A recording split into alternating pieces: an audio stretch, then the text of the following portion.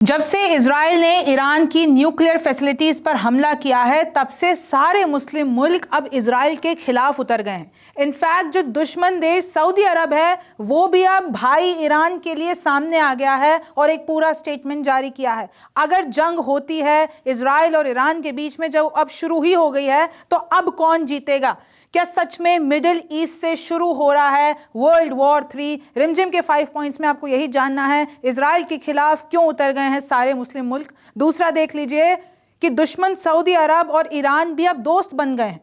दोनों ने लिटरली, जो सऊदी अरब है इजराइल के खिलाफ एक स्टेटमेंट जारी किया है। तीसरा है ईरान वर्सेस इजराइल में अगर जंग होती है तो कौन जीतेगा, कौन कितना ताकतवर है, किसके पास ज्यादा हथियार हैं, जंग हुई तो कौन सा देश किसका साथ देगा। और पांचवा देख लीजिए, क्या अब मध्य पूर्व से शुरू होने वाली है वर्ल्ड वॉर 3, क्योंकि रशिया और चाइना और यूएस भी अब इसमें इन्वॉल्व है। नमस्ते, मेरा नाम रिमझिम जेठानी है और आप रिमझिम के 5 पॉइंट्स देख रहे हैं। सबसे पहले आप ये नक्शा देखिए कि कैसे ये जो आपको येलो कलर में इजराइल दिख रहा है वो जितने भी मुस्लिम मुल्क है उनसे घिरा हुआ है। और अब मोस्टली जो मुस्लिम कंट्रीज हैं उन्होंने इजराइल के खिलाफ बयान जारी किया है, क्योंकि इजराइल ने ईरान की न्यूक्लियर फैसिलिटीज पे, रेसिडेंशियल एरियाज पे रातों रात हमला कर दिया। और यूएस इजराइल के साथ है, आपको ये जानना चाहिए। लेकिन इजराइल जहां पर है वो छोटा सा मुल्क जहां पर है, अभी जितनी भी, चाहे आप इजिप्ट ले लीजिए, Saudi Arabia, Yemen, Oman, United Oman, United Arab Emirates, Kuwait, Jordan, Iraq, Lebanon, Syria, तुर्की, अजरबैजान, ईरान, ये सब घेर के बैठे हुए हैं इजराइल को। और अब मुस्लिम मुल्कों का स्टेटमेंट भी आ गया है। तो अब ऐसा कहा जा रहा है कि अब ये जो मिडिल ईस्ट है ना, उसमें सब कुछ बदलने वाला है, सब कुछ अब अस्थिर होने वाला है। क्योंकि ये इजराइल और ईरान के बीच में भाई जिस चीज़ का डर था वो हो गया। पहले इसको यूएस कंट्रोल करना चाहता था हर जगह से, डी एस्केलेशन के। अभी भी पैगाम आ रहे हैं कि भाई रुक जाओ, लेकिन अभी रुकने वाला नहीं है। और क्योंकि आपको पता है वर्ल्ड वॉर 3 की स्थिति तभी आती है जब अगर चाइना, यूएस, रशिया भी मिल जाए। तो अब लिटरली ये सुपर पावर्स भी इन्वॉल्व हो चुकी हैं। मैं आपको बताती हूँ कैसे। इजिप्ट और रशिया ने, इजराइल ने जो ईरान पर हमला किया है उसकी लिटरली कंडेम किया है, स्लैम किया है और बोला है कि सही नहीं हुआ। तुर्की और यूएई ने भी इजराइल के खिलाफ बयान जारी किया है। आप सोचिए कि कैसे ईरान और सऊदी अरब कट्टर दुश्मन बोले जाते हैं, क्योंकि आपको पता है ना कि एक शिया मुस्लिम देश है, एक सुन्नी मुस्लिम देश है। सऊदी अरब में ज़्यादा सुन्नी मुसलमान है और ईरान में शिया मुसलमान है। तो इनकी एक, चाहे आप धर्म के नाम पे कह लीजिए, एक हमेशा से राइवलरी रही है। लेकिन अब जो ये दोनों कट्टर दुश्मन है वो साथ आ गए हैं। सऊदी अरेबिया ने फ़ोन पे बात की है ईरान से और कहा है कि हम तुम्हारे साथ हैं और इजराइल ने जो किया है वो गलत है। और इनफैक्ट जो किंगडम ऑफ सऊदी अरेबिया, उन्होंने तो एक स्टेटमेंट भी जारी किया है। उन्होंने कहा है कि इजराइल ने जो किया है उसके खिलाफ हम अपनी बात रखते हैं। हमारे भाई इस्लामिक रिपब्लिक ऑफ ईरान पे इस तरीके से हमला अच्छा नहीं हुआ है और ये इंटरनेशनल लॉज का वायलेशन है। अब ये जितने भी हीनियस अटैक हुए हैं, ये इंटरनेशनल कम्युनिटी और हम सबसे गुजार लगाने चाहेंगे कि इस अग्रेशन को रोक दे। और कहीं ना कहीं ये बता दिया है किसने, सऊदी अरेबिया ने, कि हम कहाँ खड़े हैं, हम ईरान के साथ खड़े हुए हैं। कतर, ओमान, यमन, इंडोनेशिया, इन सब ने भी इजराइल की भर भर के बुराई की है कि ये जो इजराइल ने किया है वो गलत किया है। ईरान ने तो रिक्वेस्ट किया है कि यूएन सिक्योरिटी काउंसिल, यूएनएससी में एक इमरजेंसी मीटिंग बुलाओ और उसके बाद इजराइल ने जो किया है उसके लिए उसको दंड दो। यहां पर जर्मनी के जो मर्ज हैं उन्होंने कहा है कि नेतन्याहू ने हमें पहले ही बता दिया था कि इजराइल ईरान पर हमला करने वाला है। तो आप देख लीजिए, जर्मनी तो सीधी तौर पर नेतन्याहू के साथ है, यानी इजराइल के साथ है।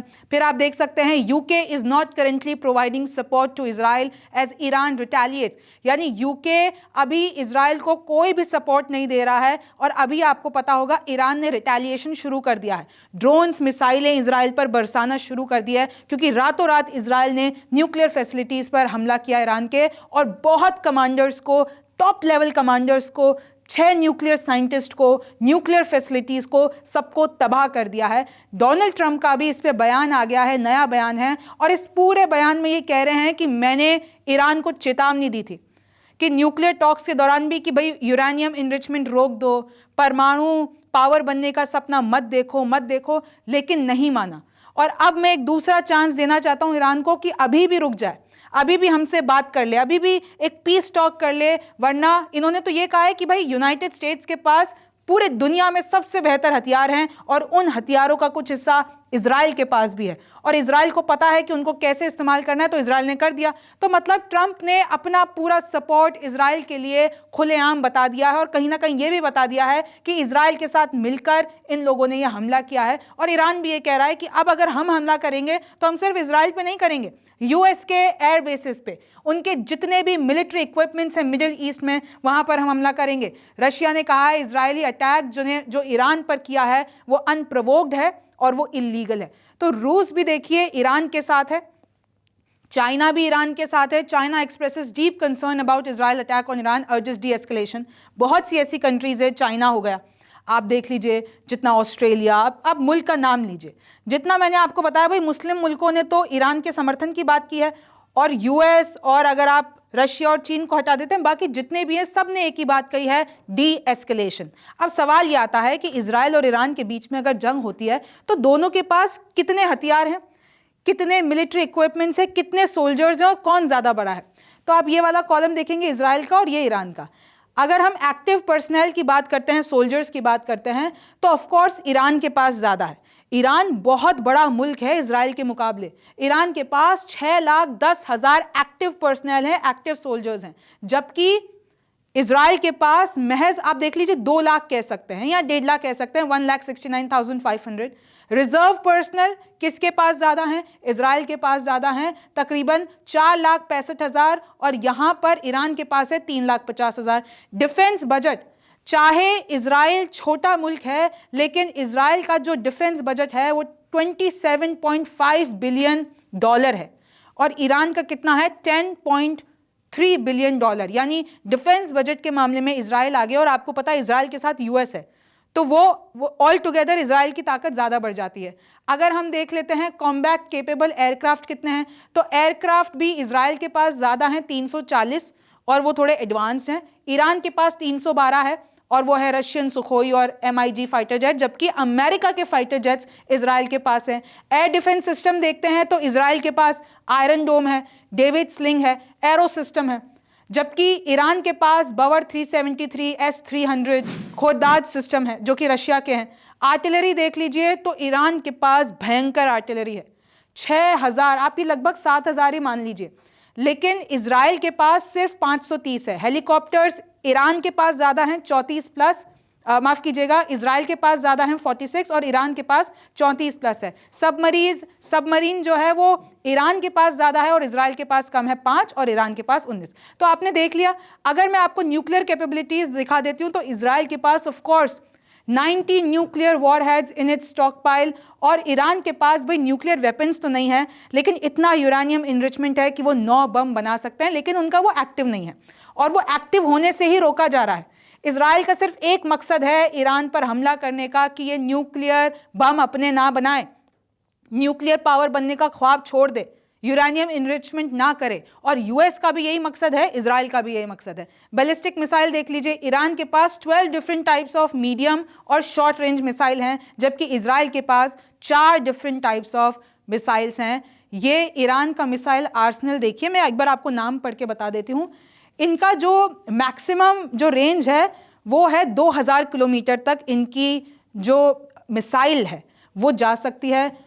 शहाब, फतेह 110, राड, शहाब 2, फतेह, कुद्स, याली, जुल्फागर, कद्र, शहाब 3, तो ये सारी इमाद, शादर, शेजी, सोमार, ये सब इनकी मिसाइल के नाम हैं और ये मैक्सिमम 2000 किलोमीटर और उससे भी ज़्यादा, इनफैक्ट 2500 किलोमीटर, जैसे कि ये सोमार है जो कि उससे भी दूर जाके हमला कर सकती है। अब सवाल आता है कि इजराइल और ईरान में अगर वॉर होती है तो ईरान के साथ कौन कौन खड़ा मिलेगा? तो मुस्लिम मुल्क तो अभी जैसे रिएक्शन आ रहे हैं, अब जितने भी OIC में भी जो 57 मुस्लिम मुल्क हैं और जो जितने भी मैंने आपको नक्शे पे बताए थे वो इस वक्त सारे ईरान की तरफ ही दिख रहे हैं।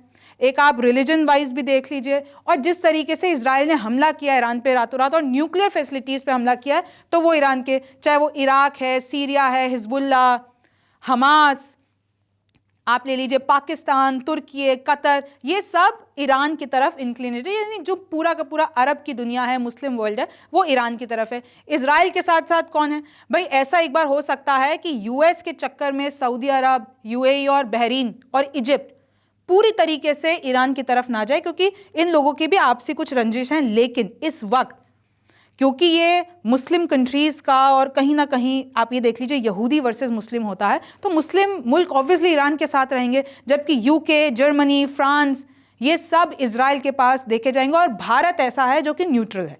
भारत का कोई एज पर कोई टेक नहीं है। भारत के बयान भी इसमें आए कि हमें हमारे नागरिकों की सुरक्षा की चिंता है और हम कंटिन्यूसली उनके संपर्क में हैं। अब जो ईरान है वो अब बहुत बड़े बदले की तैयारी कर रहा है। मिसाइलें, ड्रोन ऑलरेडी उसने इजराइल की तरफ छोड़ दी। हालांकि जो जॉर्डन है, जो कि मुस्लिम मुल्क है इजराइल के पास, उन्होंने कुछ इंटरसेप्ट की, इजराइल ने कुछ इंटरसेप्ट की। लेकिन ईरान के डिफेंस मिनिस्टर ये कह रहे हैं कि अब evil life of Israeli regime will be cut short, we are fully armed ready for years long war. आप सोच रहे हैं, कमेंट देख रहे हैं कि अब चाहे सालों साल लंबी चले ये जंग, हम तैयार हैं और इजराइल के हर एक व्यक्ति की जो जिंदगी है अब हम उसको कट शॉर्ट करने वाले हैं। ये एक बड़ा बयान आया है डिफेंस मिनिस्टर की तरफ से, अजीज की तरफ से। यानी अब जो तबाही मचेगी अब उसको कोई नहीं, ना यूएस, ना रशिया, ना चाइना और ना ही कोई मुल्क अब इसको नहीं रोक सकता है। ये तस्वीरें देखिए, ईरान दावा कर रहा है इजराइल ने रेसिडेंशियल बिल्डिंग पर हमले किए हैं, बच्चे महिलाएं भी मारे गए हैं इस पूरे हमले में, और वो लगातार इजराइल हमले कर रहा है। तो इस कदर कि जो हमला किया है इजराइल ने वो अभी तक का सबसे बड़ा माना जा रहा है। क्योंकि आप देखिए, चाहे वो एरोस्पेस फोर्स चीफ हो आमिर अली, या फिर वो IRGC कमांडर हो सुलेमानी, या फिर वो 4 और टॉप कमांडर्स हो, चाहे वो मिलिट्री के हो, उन सब को खत्म कर दिया है, उन सब का असैसिनेशन कर दिया है। लेकिन ईरान वो सो क्विक कि उन सब की जगह पे एक एक कमांडर उन्होंने रिप्लेस भी कर दिया। अली खामेनेई ने 4-5 नए अपनी पूरी की पूरी आर्म्ड फोर्स को बदल दिया है और अब बस इजराइल से बदला लेना है। Israel's Netanyahu taken to unknown location after strikes on Iran. IRNA news agency की तरफ से खबर है कि नेतन्याहू को किसी सीक्रेट जगह लेकर जाया जा चुका है, क्योंकि ये इनपुट मिल रहे थे कि भाई अब जो अगला ईरान हमला करेगा तो नेतन्याहू पे डायरेक्ट हमला होगा, तो इसलिए उनको किसी बंकर में या किसी अननोन लोकेशन पे ले जाया जा चुका है। और अब जो प्रोटेस्ट हैं, चाहे वो ईरान में हो, जहां पे भी मुस्लिम लोग रह रहे हैं, उन्होंने अब सड़कों पर निकलकर प्रोटेस्ट शुरू कर दी है। आप ये देख सकते हैं, जो ईरानियन पार्लियामेंट के स्पीकर हैं मोहम्मद बगैर गालिबाफ, वो कह रहे हैं अब रिवेंज की घड़ी आ गई है, अब बदले की आग ये जो शांत नहीं होने वाली, और अब कोई भी मेथड हो हम चूकेंगे नहीं, इजराइल से बदला लेके रहेंगे। ईरान की मिलिट्री बार बार कह रही है कि हमारे पास अंडरग्राउंड इतने हथियार हैं जो अभी तक इजराइल ने देखे नहीं हैं, और अब हम लॉन्ग रन के लिए तैयार हैं। हमारे पास सोल्जर्स हैं, हमारे पास हथियार है, हमारे पास हर वो चीज़ है जिससे हम इजराइल को ख़त्म कर सकते हैं। अल जजीरा की ये जो लाइव अपडेट मैं आपको बता रही हूँ, ईरान ने पावरफुल रिस्पॉन्स की कसम खा ली है और इजराइल स्ट्राइक करे जा रहा है।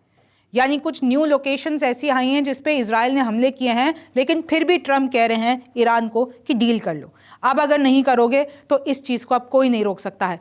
अब फ्रांस देख लीजिए, फ्रांस ने इजराइल को डिफेंड किया है, बोला है कि जो ईरान न्यूक्लियर प्रोग्राम बना रहा था, भाई बार बार इसको कहा गया था ना यूएस की तरफ से कि रुक जाओ मत करो, लेकिन ईरान अपने एटीट्यूड में था कि मैं तो नहीं रोकता यूरेनियम एनरिचमेंट। अब देख लो, अब इजराइल ने हमला कर दिया है, यूएस ऑफ कोर्स उसके साथ रहेगा, और अगर ये और बढ़ता है, अगर ईरान कल को यूएस के बेसिस पे हमला करता है, इजराइल पर हमला करता है, तो आपको लगता है यूएस चुप बैठेगा? हिजबुल्लाह ने भी इजरायली अटैक को कंडेम किया है। अब चाहे वो हमास ले लीजिए, चाहे जितने भी आप इनके संगठन ले लीजिए, वो भी अब एक्टिव हो जाएंगे। उसमें से एक यमन के हूती विद्रोही हुए, वो तो ऑब्वियसली वो बहुत टाइम से इजराइल पर हमला कर भी रहे हैं, लेकिन अब ईरान अपने वेपन्स की डिलीवरी इन सबको ज़्यादा बढ़ा देगा, क्योंकि अब चौतरफा घेरने की इजराइल को प्लानिंग है। ये आप देख सकते हैं, इजराइल डिफेंस फोर्सेस की तरफ से अपडेट दे रही हूँ कि uranium enrichment site Natanz area में, जो कि ईरान की मेन न्यूक्लियर साइट है, उस पर कितना नुकसान पहुंचाया है। IF fighter jets guided by precise intelligence stuck the Iranian regime's uranium enrichment site, जो कि नतांज एरिया में है। और यहाँ पर कहीं ना कहीं जो मेन इनके जो पॉइंट्स हैं, जो ट्रांसफॉर्मर्स हैं, इन सब को उन्होंने नुकसान पहुंचाया हुआ है। हालांकि जो यूरेनियम है, जो कि बहुत ज़मीन के नीचे और पहाड़ों के अंदर होता है, वहां तक नहीं पहुंच पाए हैं। ये वो मेन लोकेशंस हैं ईरान में जहां पर इजराइल ने हमले किए। तेहरान, जो कि ईरान की राजधानी है, नतांज, जो कि न्यूक्लियर फैसिलिटी है, इस्फहान, जो कि एक अनदर न्यूक्लियर फैसिलिटी, अराक, जहां पर वाटर रिएक्टर्स हैं, अहवाज, इलाम, करमानशाह, तबरीज, यहाँ पर हमले किए हैं इजराइल ने ईरान पर। और जो ये नक्शे में आपको दिख रहे हैं सारे गोले, ये जितने भी आपको ब्लिंकर्स दिख रहे हैं, ये सब ईरान की न्यूक्लियर फैसिलिटीज़ हैं और कहीं ना कहीं इजराइल ने सिर्फ इनको निशाना बनाया है। लेकिन ईरान ने ये भी बोला है जो हमारे रेजिडेंशियल एरिया हैं और ये वो बिल्डिंग्स हैं जहाँ पर ईरान की जो रिवॉल्यूशनरी कॉर्प्स है उनके सारे कमांडर्स यहाँ पे रहते थे और वहीं पे एक बड़ा हमला इजराइल ने कर दिया, यानी जो इनका पूरा टॉप नॉच था उसको तबाह कर दिया। हालांकि इसमें बहुत सारे जो सिविलियंस हैं उनकी भी कैजुअलिटीज़ हुई है, ईरान ने बता भी दिया है। लेकिन आप मंजर देखिए कैसे रातों रात पूरा मिडिल ईस्ट दहल जाता है और अब जो ये हर कंट्री इन्वॉल्व हो गई है। मिडिल ईस्ट एक बार फिर से युद्ध का क्षेत्र बन गया है। एक लंबे वक्त से थोड़ी शांति थी, शांति भी नहीं कह सकते, मतलब वो एस्केलेशन ज़्यादा नहीं था, लेकिन अब ज़्यादा हो गया है। तो सवाल यही है, वर्ल्ड वॉर 3, सवाल यही है कि अब आगे क्या होगा। आपको पता है ना, तेल की कीमतें भी बढ़ चुकी हैं। अब महंगाई, अब कैसे, भारत में अगर आप बैठे हैं तो आपके लिए तेल महंगा हो जाएगा, कहीं और से अगर ईरान और मिडिल ईस्ट से जहाँ से भी तेल जाता है वो सब महंगा हो जाएगा। तो इससे बहुत इफेक्ट पड़ने वाला है। इस पे आगे क्या होगा ये तो वक्त बताएगा। आप रिमझिम के 5 पॉइंट्स देख रहे थे। मेरा नाम रिमझिम जेठानी है, आपसे फिर मुलाकात होगी। नमस्कार, मैं हूं मानक गुप्ता। अगर आपको हमारा ये वीडियो पसंद आया हो तो इसे लाइक और शेयर जरूर करें और हाँ, हमें सब्सक्राइब और फॉलो करना ना भूलें ताकि आप देश और दुनिया की कोई खबर मिस ना करें। तो जुड़े रहिए हमारे साथ और देखते रहिए न्यूज़ 24।